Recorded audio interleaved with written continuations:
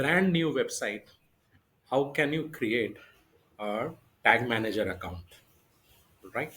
So you will click tag manager manager dot google.com, right? You will click this. So tag manager is different. Google Analytics GA4 is different. So we will do all that, right? So let me see once again. So here we have, one second. So we will go and click on create account,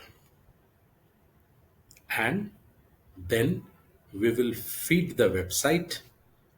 We will do the right. So let's say we feed the website. We will feed this website here.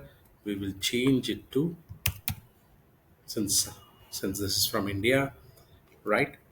And container name will be our website, and this will be chosen web, right?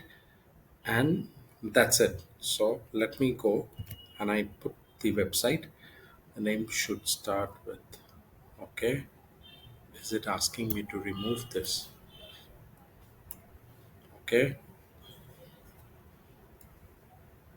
Container setup, we choose our web, and slightly I make this site. I do create. It asks me for terms and conditions. I need to accept it. I said it yes, and now it is loading, and now we get this code, right? So this is your GTM number in case you are doing through WordPress and using the WordPress plugin, which is gtm4p.com, which is, sorry, gtm4wp.com. Oh, I gave HTM, sorry.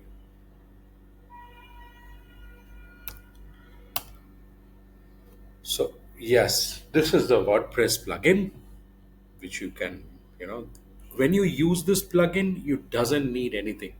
You just need this number. Remember, this is your GTM ID, which is, this number is called GTM number, which is also constantly appearing here in the top. You see here, right? So that is the GTM ID, and this is the number which is used. Whereas in other cases, you will have to copy paste this code. When you are copy pasting this code, and you will see that there are some uh, right document formatting which they slightly change certain things here, which we have single, they will make it double is comma above, right? This happens with some. If you use Notepad, that doesn't happen. So please be conscious, then the code stops working, right? So that is what. So this is the code, right? I will share this code, and in case you don't get this, there are ways, all right? So that is, and once this is done, once we have feeded this code, and you want to check if it is working, you will find your test your website, and you will click here and feed the website, and you will find a green tick here. So that's the very first step, right?